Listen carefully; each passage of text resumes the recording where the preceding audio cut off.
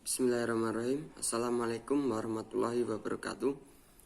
Perkenalkan, nama saya Fajar Irawan, NIM 1021910, kelas SMA semester 3. Di sini saya akan menjelaskan mengenai tugas review jurnal yang berjudul Kontribusi Ekonomi Islam dalam Pembangunan Ekonomi Nasional, volume 2 nomor 3 pada tahun 2016, yang ditulis oleh Tira Nurfitria dan direview oleh Fajar Irawan pada tanggal 22 Oktober 2020. Secara abstrak, jurnal ini langsung menuju ke topik pembahasan yang akan dibahas sehingga memudahkan para pembaca untuk memahami isi dalam jurnal ini. Pengantar pada jurnal ini menjelaskan bahwa perkembangan perbankan syariah pada dasarnya merupakan bagian yang sangat penting yang tidak dapat terpisahkan dari perkembangan ekonomi Islam. Salah satunya yaitu alternatif yang sesuai untuk diterapkan di Indonesia dalam rangka memperbaiki keterpurukan ekonomi yang terjadi di Indonesia dengan cara mengembangkan perbankan syariah yang beroperasional secara syariah Islam dan secara lebih luas lagi. Dalam pengembangan perbankan syariah ini tidak dapat berhasil apabila tidak ada dukungan dari semua pihak, baik masyarakat ataupun pemerintah. Metode penelitian ini menggunakan metode penelitian deskriptif.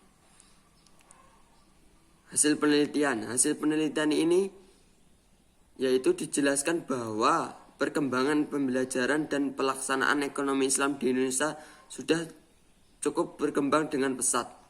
Orang yang melakukan syariah sudah dapat dengan mudah didukung oleh lembaga-lembaga perekonomian syariah, yaitu seperti perbankan syariah, asuransi syariah, pasar modal syariah, reksadana syariah, obligasi syariah, leasing syariah, bank pembiayaan syariah, koperasi syariah, dan lain-lain.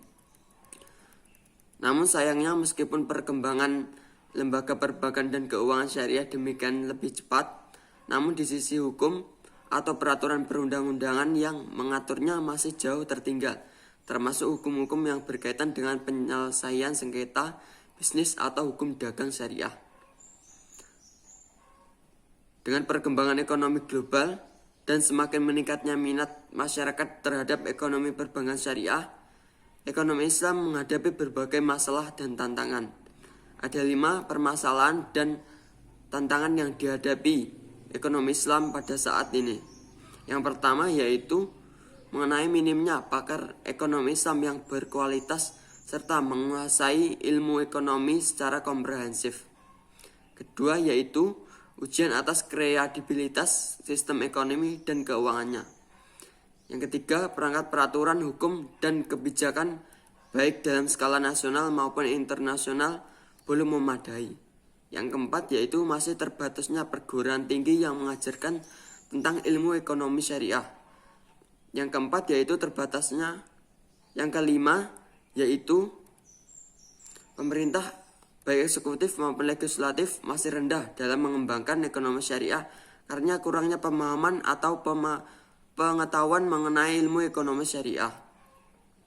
Dalam mengembangkan ekonomi syariah di Indonesia maka sangat perlu peranan dari masyarakat baik maupun pemerintah dari segi regulasi dan legal formal, tetapi juga keterpihakan yang real kepada lembaga perbankan dan keuangan syariah dalam kebijakan ekonomi dan pembangunan ekonomi syariah.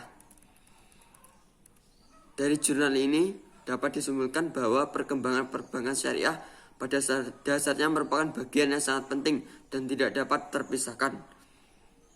Dalam mengembangkan ekonomi syariah di Indonesia, sangat perlu diperhatikan adalah peranan dari semua pihak termasuk masyarakat dan juga pemerintah yang tidak hanya memperhatikan segi regulasi dan legal formal saja, tetapi keterpihakan yang real kepada lembaga perbankan dan keuangan syariah dalam kebijakan ekonomi dan perkembangan ekonomi syariah. Menurut saya, kelemahan dari jurnal ini yaitu Penulis kurang lengkap dalam menyimpulkan keseluruhan isi dalam jurnal ini.